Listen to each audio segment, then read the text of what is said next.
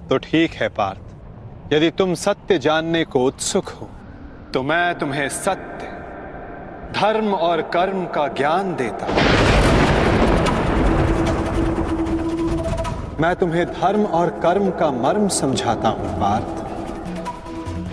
मैं तुम्हें वो ज्ञान देता हूं जो मानवता को चिरकाल तक उनका मार्गदर्शन करता रहेगा, उसका सहयात्री और सारथी बनेगा।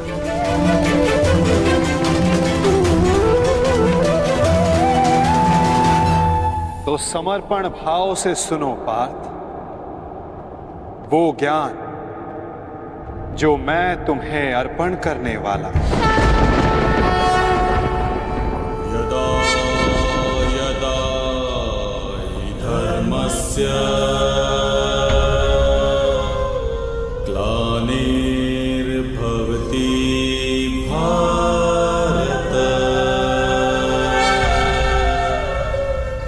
अभ्युत्थानम् अधर्मस्य तदात्मानं सृजाम्यहम्। तो बताइए माता, सत्य क्या है, धर्म क्या है? सत्य, धर्म और कर्म ये सब हमारे मन के उत्पाद होते हैं पार्थ। जब तक हमारा मन भ्रम और संशय में होता है तब तक सत्य के दर्शन नहीं होते। तो कर्म और सत्य का मर्म जानने के लिए उत्तर दो पार्थ। तो बताओ, मानव, पशु पक्षी, जल जीव, वनस्पति ये सब कैसे बने? कैसे इन सब का जन्म हुआ है? ये सब कैसे जीते हैं? कैसे इनकी मृत्यु होती है? और मृत्यु के पश्चात ये सब कहां जाते हैं? विचार करके उत्तर देना पार्थ।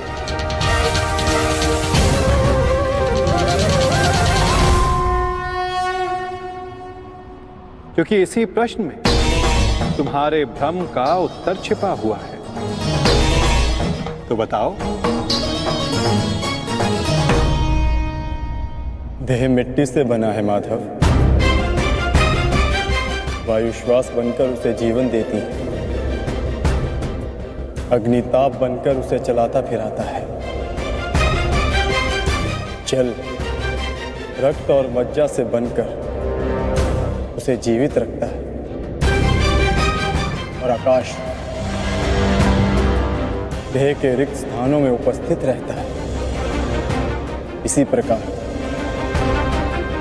इन्हीं 5 महाभूतों से देह का निर्माण हुआ है माधव, और मृत्यु के पश्चात इन्हीं 5 भूतों से इसका विलय हो जाता है।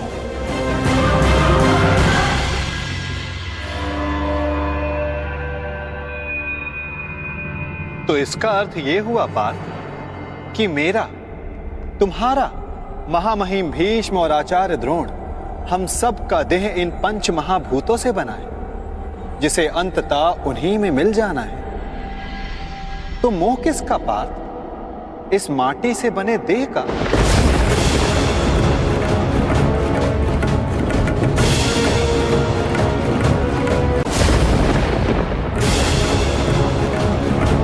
तो क्या ये देह महत्वपूर्ण नहीं है माधव? इसी देह से हम अपना रूप और परिचय पाते हैं। यदि ऐसा है पार्थ, तो मनुष्य के मृत्यु के पश्चात उसके देह को नष्ट क्यों कर दिया जाता है? मनुष्य का वास्तविक स्वरूप और परिचय उसके देह से नहीं, उसके स्वभाव, उसके कर्म, उसके विचारों से होता है पार्थ। जब मनुष्य का देह नष्ट हो जाता है, इस संसार में नहीं रहता, तो मनुष्य के कर्म और उसके विचार उसका परिचय बनकर इस संसार में रहते हैं पार्थ। मनुष्य का जीवन केवल 20 दृश्य और अदृश्य पदार्थों का संगम है, परंतु फिर भी सबके विचार, सबका चरित्र भिन्न है। क्यों माधव? जब उद्गम समान है तो सब में अंतर क्यों? कारण है 3 गुण, रजोगुण, सत्वगुण और तमोगुण। ये 3 गुण क्या है माता? तमस का अर्थ है अंधकार, अर्थात प्रकाश का अभाव। विचार के प्रकाश के अभाव में केवल शरीर इच्छाओं के अधीन होकर जीना तामसिक व्यवहार कहलाता है पार्थ। पशु, पक्षी, जल, जीव ये सब इसी श्रेणी में आते हैं पार्थ। और सत्व का अर्थ है ज्ञान का प्रकाश, जो सत्य का, धर्म का, नीति और परंपराओं का विचार करके जीवन जीता है, उसे सात्विक जीवन कहते हैं पार्थ। और इन दोनों गुणों के मध्य होता है रजोगुण, अर्थात ऐसा मनुष्य जिसमें ज्ञान है, विचार करने की शक्ति है, परंतु वो मन और शरीर की शूद्र इच्छाओं से बंधा रहता है। ऐसा मनुष्य रजस अर्थात अहंकार के साथ जीता है। इन्हीं तीनों गुणों की न्यून या अधिक मात्रा के मेल से मनुष्य का स्वभाव बनता है। प्रत्येक मनुष्य दूसरे मनुष्य से भिन्न होता है। उधर देखो पार्थ, कौन दिखाई देता है? दुर्योधन और दुशासन। अब दुर्योधन के भीतर स्थित गुणों का विश्लेषण करो पार्थ। धर्म जानते हैं परंतु उसका वहन नहीं करते। अहंकार इनके जीवन का केंद्र है, अर्थात तमस की मात्रा न्यून है और रजस गुण की अधिक, और सत्य तो बिल्कुल भी नहीं। और दुशासन, उसने सदा केवल अपने ज्येष्ठ का आदेश माना है, स्वयं का कोई विचार नहीं, इसलिए उसके मन में केवल तमस गुण है। अब महामहिम को देखो पार्थ, सत्व के साथ तमस के अद्भुत मेल को देखो। उनमें अहंकार नहीं है, परंतु पुरातन परंपरा और प्रण से बंधित है। आवश्यकता पड़ने पर भी परंपरा का त्याग नहीं कर सकते। और उधर आचार्य द्रोण को देखो पार्थ, ज्ञान और अहंकार का संगम। ज्ञान उनको मुक्त करने को आतुर है, परंतु अहंकार उन्हें मुक्त होने नहीं देता।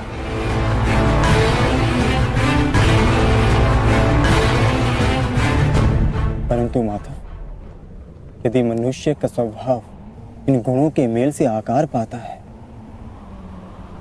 तब तो उसका व्यवहार जन्म से ही निश्चित होता है ना।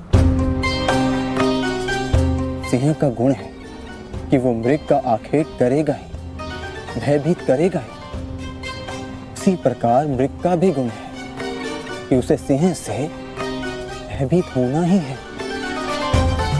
यदि किसी का अपराधी और अधर्मी होना निश्चित है, तो फिर हम क्यों किसी के कर्मों की प्रशंसा करते हैं? क्यों हम किसी को अपराधी मानकर उसे दंड देते हैं? क्या आवश्यकता है किसी के नाश की? क्या आवश्यकता है किसी के प्रतिकार की? उत्तम प्रश्न है पार्थ, परंतु मनुष्य का कर्म जानने से पूर्व यह समझ लेना आवश्यक है कि मनुष्य वास्तव में है क्या। क्या मनुष्य केवल 5 महाभूतों का मेल है? नहीं, मनुष्य केवल 5 महाभूतों का, 5 पदार्थों का, 5 ज्ञान इंद्रियों, 5 कर्मेन इंद्रियों और 3 गुणों का मेल नहीं। इन 23 गुणों के अतिरिक्त भी एक शक्ति है जो मनुष्य को विचार करने की, धर्म और कर्म समझाने की, उसको भिन्न बनाने की शक्ति देती है, और वो शक्ति है चेतना। इन 24 तत्वों का मेल ही प्रकृति है पार्थ। जो मनुष्य योनि नामक यंत्र में वास करती है, पुरुष अर्थात परमात्मा का अंश। जब पुरुष और प्रकृति अर्थात आत्मा और परमात्मा का मेल होता है, तभी जाकर मनुष्य का देह जीवित रहता है। यदि मनुष्य परमात्मा का अंश है, तो फिर ये आत्मा क्या है? इसे कैसे जाना जाए? तुम एक महारथी हो और इस रथ का उपयोग करते हो। उसी प्रकार आत्मा इस शरीर नामक रथ का, इस यंत्र का उपयोग करती है, परंतु आत्मा शरीर नहीं होती। एक रथ के टूट जाने पर जिस प्रकार रथी का नाश नहीं होता, उसी प्रकार शरीर के नष्ट हो जाने पर आत्मा का नाश नहीं होता। नयनम चिंदन्ति शस्त्राणि नयनम दहति पावक न चैनम क्लेद्यन्तापो न शोष्यति मारुता।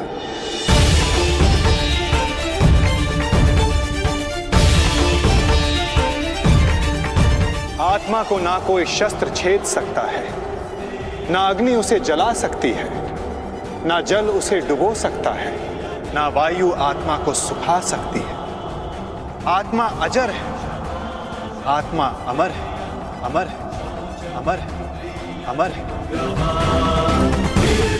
आत्मा शरीर से जुड़े होने के पश्चात भी वो शरीर से अलग है। ना हन्यते हन्यमाने शरीरम पार्थ। शरीर की हत्या की जा सकती है, परंतु आत्मा की हत्या नहीं की जा सकती। वो अचल है, स्थिर है, वो सनातन है, सर्वव्यापी है।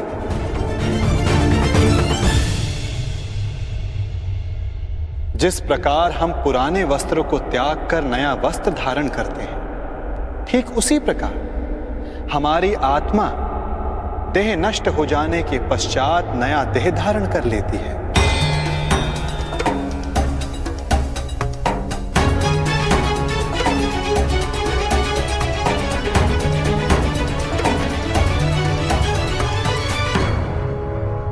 परंतु स्वयं को देह ना जानकर मैं आत्मा को कैसे जान सकता हूं माधव?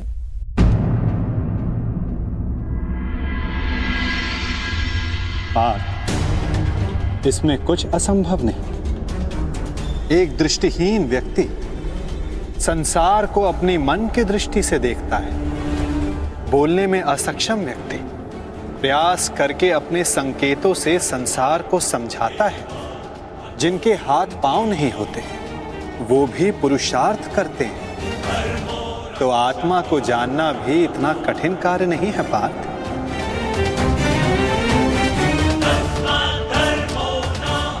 जिस प्रकार मूर्छित होने पर शरीर गिर जाता है, कुछ करने योग्य नहीं होता, परंतु जीवित रहता है, उसी प्रकार आत्मा से अनजान व्यक्ति मूर्छित शरीर के समान होता है। वो जीवित रहता है, परंतु कर्म और धर्म को समझ नहीं पाता। जो मनुष्य अपने भीतर जाकर उस परमात्मा के अंश की खोज करता है, वो जान जाता है कि वो केवल इंद्रियों का संगम नहीं, केवल ये शरीर नहीं, केवल भाव नहीं, वो स्वयं को आत्मा के रूप में पहचान लेता है।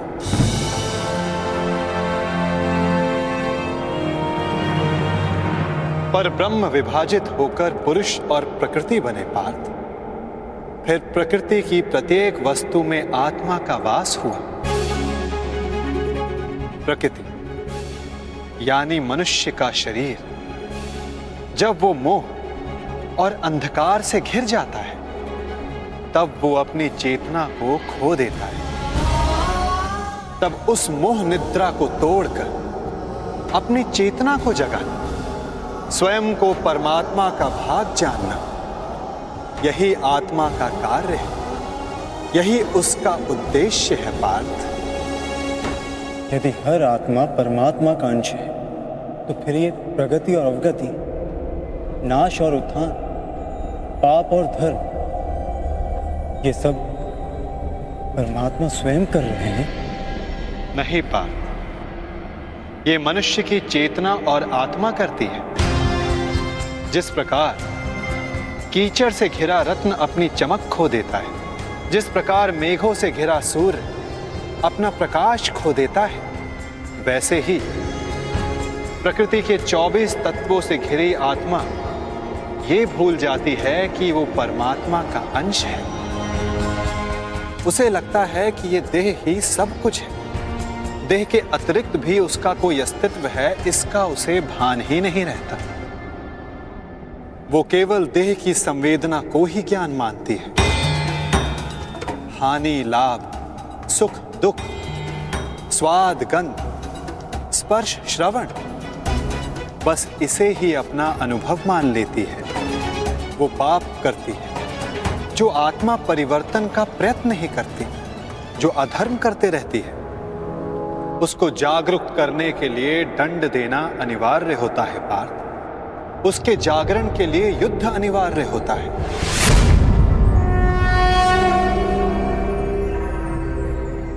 अर्थात ये युद्ध अनिवार्य है, मैं शरीर नहीं। हाँ पार्थ, तुम भी ये शरीर नहीं, तुम भी आत्मा हो। और इस युद्ध भूमि में खड़ा प्रत्येक योद्धा वैसा नहीं जैसा तुम उसे जानते हो। वो सभी आत्माएं हैं, मोह, अहंकार और अंधकार से घिरी हुई। कुछ समय के लिए आत्मा इनके शरीरों में वास कर रही है। शरीर मरेंगे किंतु सब अमर है। अपनी अपनी देह को त्याग कर सब नया शरीर धारण करें और बार बार तब तक ऐसा होता रहेगा जब तक आत्मा से मोह और अहंकार का आवरण नहीं हट जाता, जब तक वो स्वयं को पवित्र आत्मा, शुद्ध आत्मा के रूप में नहीं जान लेती और अधर्म का त्याग करके धर्म में दृढ़ नहीं हो जाती।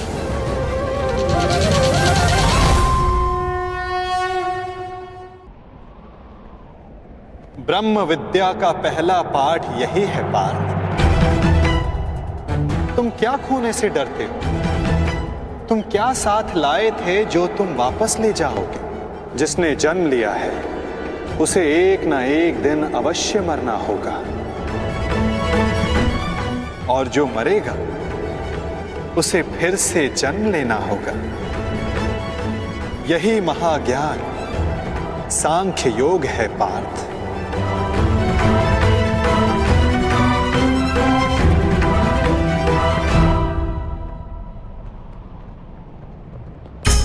जब मनुष्य स्वयं को परमात्मा के अंश के रूप में जान लेता है, तब उसे ज्ञात हो जाता है कि सृष्टि ही परमात्मा है और परमात्मा ही सृष्टि है। सृष्टि और परमात्मा में कोई भेद नहीं। तब वो अन्य प्राणियों के प्रति कठोर और निर्दयी नहीं होता पार्थ। यदि जीभा दांतों से कट जाए तो पीड़ा केवल जीभा को नहीं होती, समग्र शरीर उसकी पीड़ा अनुभव करता है। ठीक उसी प्रकार स्वयं को आत्मा के रूप में जानने वाला सारे संसार की पीड़ा को स्वयं अनुभव करता है और उनके सुख में आनंद भी मनाता है पार्थ। जब तक इस संसार में एक भी मनुष्य को पीड़ा है, तब तक वास्तव में किसी का भी सुख संपूर्ण नहीं होता।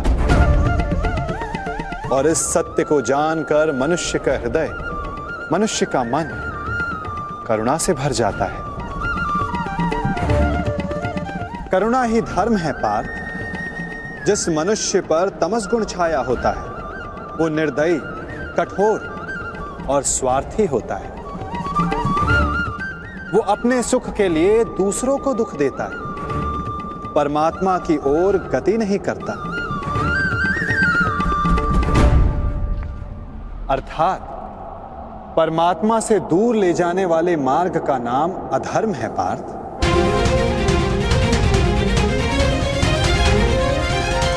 अर्थात अधर्म तो अज्ञान का दूसरा नाम है माधव। परंतु अज्ञानी और अपराधी में अंतर नहीं होता। क्या अज्ञानी के लिए दया आवश्यक नहीं? उन्हें दंड देना कैसे उचित है? जब एक अज्ञानी ज्ञान का मूल्य जानने को सज्ज ना हो तो दंड ही समाधान है पार्थ, और दंड ही दया है, उसके प्रति भी और दूसरों के प्रति भी। सृष्टि की गति सदा परमात्मा की ओर हो, यह आवश्यक नहीं पार्थ। कभी कभी ऐसी स्थिति भी आती है जब अधर्म, मोह और अज्ञान बढ़ जाता है। धर्म के नाश का भय उत्पन्न हो जाता है। यदि संसार से धर्म लुप्त हो जाता है तो करुणा भी नष्ट हो जाती है, सत्य भी नष्ट हो जाता है। यदि भविष्य में आने वाली पीढ़ियों को धर्म प्राप्त हो सके, इसलिए आज अधर्मियों का वध करके धर्म की स्थापना करना आवश्यक है पार्थ। और आज तुम्हारे समक्ष ऐसी ही स्थिति है।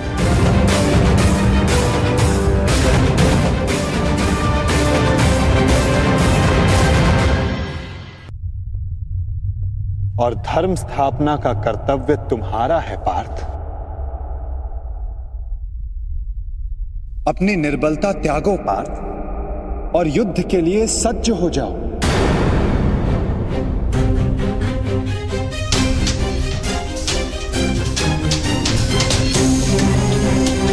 किंतु मेरे हाथों से हत्याएं होंगी, किसी की मृत्यु होगी। क्या मेरे भीतर की करुणा का नाश नहीं हो जाएगा माधव? यदि करुणा ही धर्म का आधार है तो फिर मेरी आत्मा तो अधर्मी बन जाएगी माधव। कर्म का बंधन अवश्य निर्मित होता है, परंतु कार्य का बंधन निर्मित नहीं होता पार्थ। प्रत्येक कर्म कार्य होता है पार्थ, परंतु प्रत्येक कार्य कर्म नहीं होता। कर्म उस कार्य को कहते हैं जब मनुष्य उस कार्य से फल की इच्छा रखता है। जब भी मनुष्य धन, संपत्ति, प्रशंसा के लिए कार्य करता है, उस कार्य से फल की आशा रखता है, तब वो उस फल में बंध जाता है और इसी कारण उसे बार बार जन्म लेना पड़ता है पार्थ। वास्तव में मनुष्य को कोई कर्म नहीं बांधता पार्थ। उस कर्म से जुड़ी फल की आशाएं, फल की कामना मनुष्य को बांधती है। वो कैसे माधव?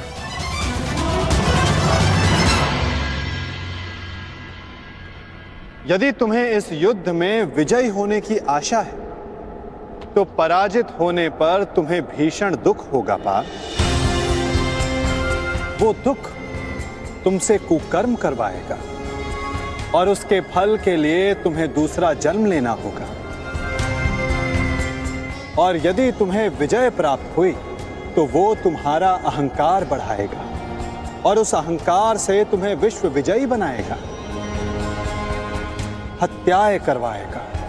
उसका पाप तुम्हें बांधेगा पार्थ। तनिक विचार करो पार्थ।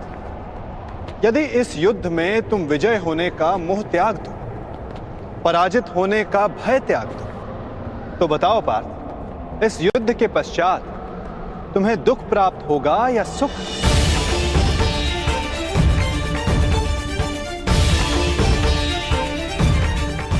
ना सुख ना दुख। अर्थात वास्तव में तुम्हारा सुख, दुख, हताशा, अहंकार, ये सब इस युद्ध के कारण नहीं, ये सब इस युद्ध से जुड़ी तुम्हारी आशाओं के कारण है पार्थ। क्या ये सत्य नहीं? सुख दुखे समे कृत्वा लाभा लाभा जया जया ततो युद्धाय युजस्व नैवं पापम वयाप्स्यसि।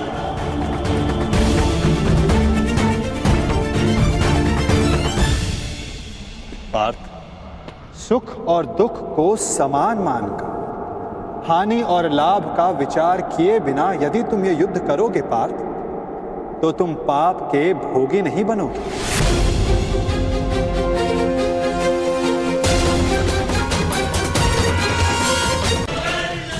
यदि एक अपराधी को अपराध करने दिया जाए तो उसका अधिक से अधिक पतन ही होता है।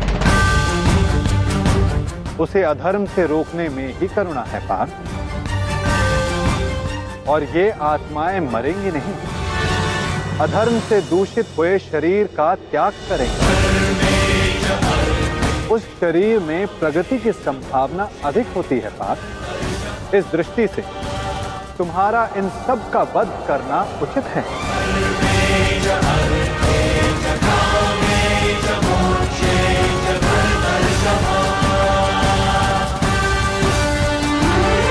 मनुष्य का शरीर उसकी संपत्ति भी है और उसकी मर्यादा भी।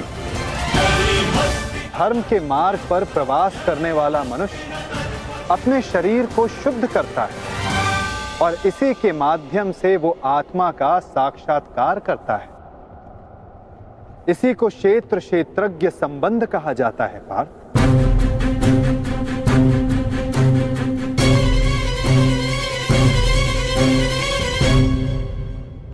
मैं इसका तात्पर्य नहीं जान पाया माधव।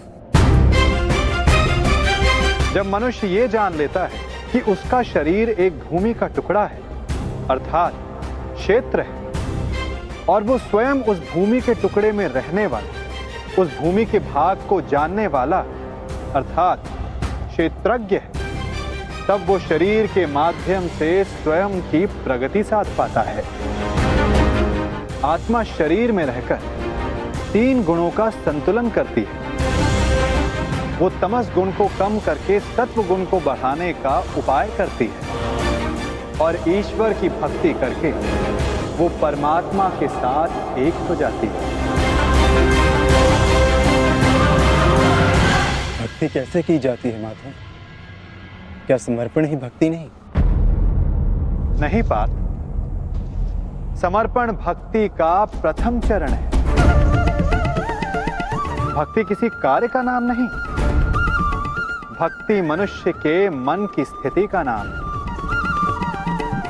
मनुष्य के लिए आवश्यक है कि वो जाप ताप याग यज्ञ यम नियम योग स्वाध्याय से अपने अंतर को पवित्र रखे और परमात्मा को समर्पित रहे। अपने सारे कार्यों का फल, जीवन का प्रत्येक श्वास परमात्मा को समर्पित करता रहता है। यदि भक्ति केवल मन की स्थिति है तो जप तप आदि का क्या महत्व है माधव? जिस प्रकार आज का धुला हुआ पात्र कल को मलिन हो जाता है, ठीक उसी प्रकार मनुष्य का मन परमात्मा की भक्ति से बार बार विमुख हो जाता है पार्थ। इसलिए आवश्यक है कि मनुष्य जाप ताप स्वाध्याय के माध्यम से स्वयं को निरंतर स्मरण करवाता रहे कि उसका जीवन परमात्मा को समर्पित है। भक्ति का केवल एक ही सार है पार्थ कि मनुष्य अपना सारा जीवन परमात्मा को अर्पित करके भक्ति करता रहे और सत्व गुण से युक्त संपत्ति को संभाल कर रखे। सत्व गुणी संपत्ति किसे कहा जाता है माधव? अहिंसा सत्यम अक्रोध त्यागा शांति रपय सुनम दया भूतेषु अलोलुत्वम मार्दवम प्रियचापनम तेज क्षमा धृति शौचम अद्रोहो नातिमानिता भवन्ति संपदम दैवम अभिजातस्य भारत। बिना कारण तथा स्वार्थ के हेतु हिंसा करना अधर्म है पार्थ। अहिंसा ही वास्तव में परम धर्म है। उसके साथ सत्य, क्रोध का ना होना, त्याग, मन में शांति, निंदा ना करना, दया भाव रखना, सुखों के प्रति आकर्षण ना होना, और अकारण कार्य ना करना। तेज, क्षमा, धैर्य, शरीर की शुद्धता, धर्म से दो राह ना करना और अहंकार का ना होना, इन सभी गुणों को सत्व गुणी या दैवी संपत्ति कहा जाता है पार्थ। इसी से मनुष्य परमात्मा की अर्थात मेरी भक्ति कर पाता है पार्थ। जो मेरी भक्ति करता है वो इस जीवन के कर्तव्यों का वहन करता है, धर्म की स्थापना करता है और कर्म के फलों की इच्छा किए बिना उनकी आशा त्याग कर अपना जीवन जीता है पार्थ। उसे मैं इस जन्म में संतोष देता हूं तथा मृत्यु के पश्चात अपने में स्थान देता हूं पार्थ। जो रूप सबको अपने में स्थान दे दे, आपका वो रूप कैसा है माधव? कौन है आप? सांख्य के माध्यम से मैंने जाना है कि मैं आत्मा हूं, अमर हूं, जो नाशवंत शरीर में केवल वास करता हूं। और कर्मयोग के माध्यम से मैंने जाना है कि फल की इच्छा को त्याग कर केवल कर्म करने से ही मन को शांति और जीवन में सफलता प्राप्त होगी। और भक्ति योग के माध्यम से मैंने आपके प्रति समर्पण का महत्व जाना है। किंतु आपके प्रति संपूर्ण श्रद्धा से समर्पित होने की इच्छा होते हुए भी मन से संशय नहीं जा रहा। आपके सारे ज्ञान को प्राप्त करने के पश्चात भी मेरी बुद्धि स्थिर नहीं हो पा रही माधव। इस रणभूमि में मुझे अब भी चारों ओर मनुष्य ही दिखाई दे रहे हैं। आपने कहा था कि मनुष्य है ही नहीं, सब स्थान पर परमात्मा है।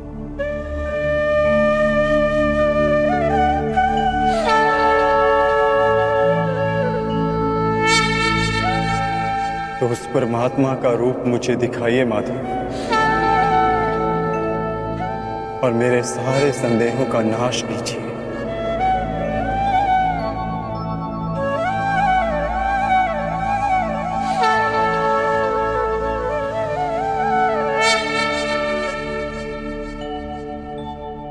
तो देखो पार्थ,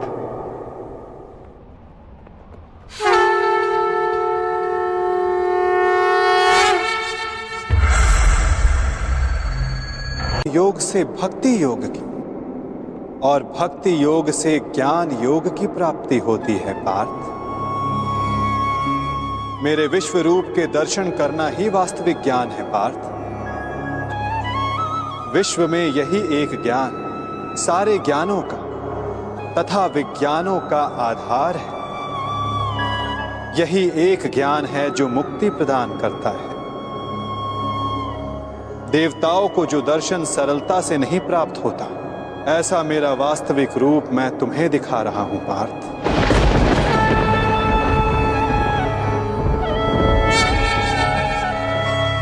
बीजम मम सर्वभूताना विधि पार्थ सनातना बुद्धिर बुद्धिमतम अस्मि तेजस तेजस्विनम अहम्। मैं ही सारे जीवों का ब्रह्म बीज हूं, मैं ही बुद्धिमानों की बुद्धि हूं, मैं ही बलवानों का बल हूं पार्थ। मैं पृथ्वी के कण कण में वास करता हूं। सारी पृथ्वी, सूर्य, चंद्र, ग्रह, नक्षत्र, तारा मंडल और समस्त ब्रह्मांड मेरे भीतर वास करते हैं। मैं ही सत्य हूं, मैं ही संपूर्ण हूं, मैं ही जीव हूं, मैं ही शिव हूं।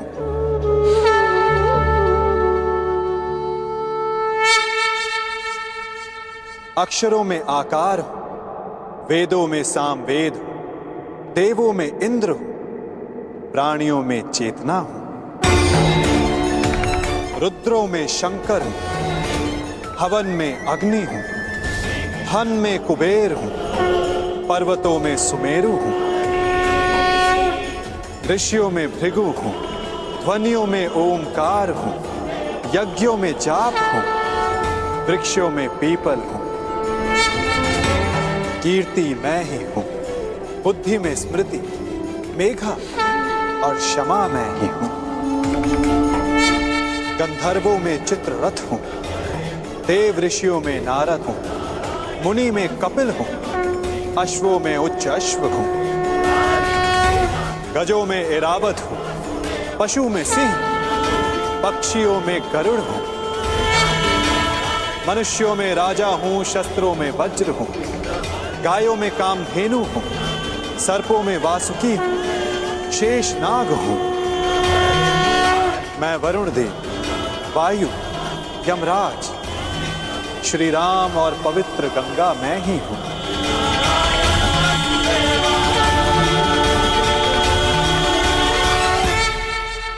सृष्टि का आदि, मध्य तथा अंत मैं हूं। ब्रह्म विद्या हूं, महाकाल हूं, ब्रह्म हूं, प्रभाव हूं।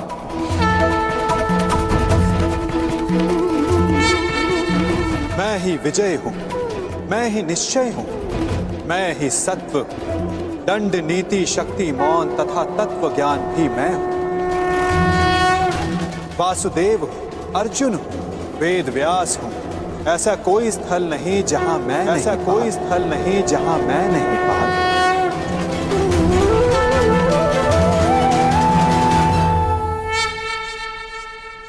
समय हूं, मैं ही काल हूं, मैं ही मृत्यु भी हूं पार।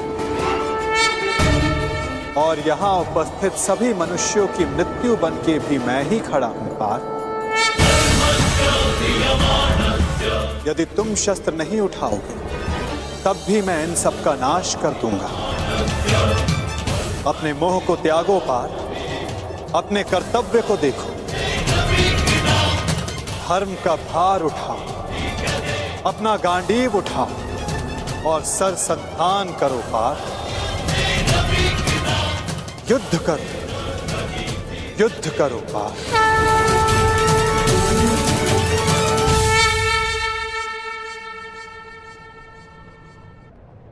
भगवान,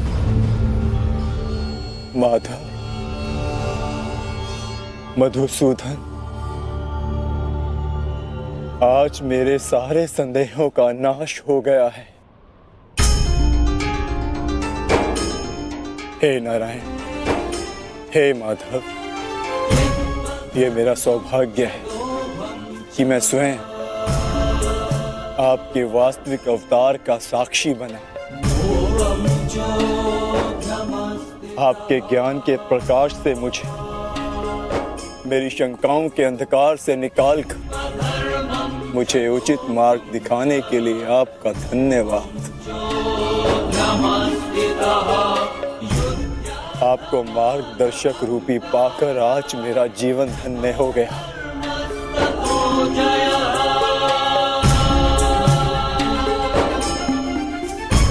अब मैं आपसे विनती करता हूं कि आप अपने वासुदेव कृष्ण रूपी अवतार में पुनः लौट आइए और मैं वचन देता हूं कि मैं अर्जुन पूर्ण रूप से आप पर विश्वास करके अपने कर्तव्य अपने पालन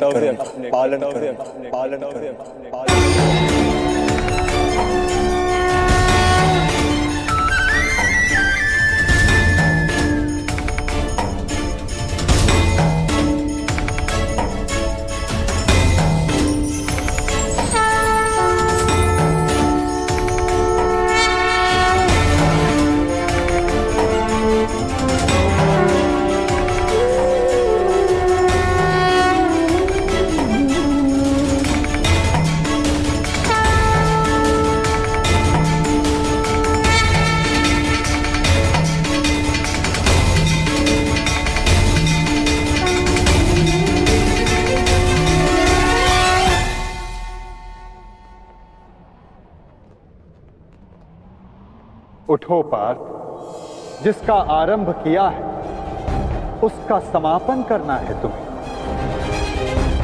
इस अधर्म का नाश करके नया प्रारंभ करना है तुम्हें अपना कर्तव्य पूर्ण करना है पार्थ। उठो।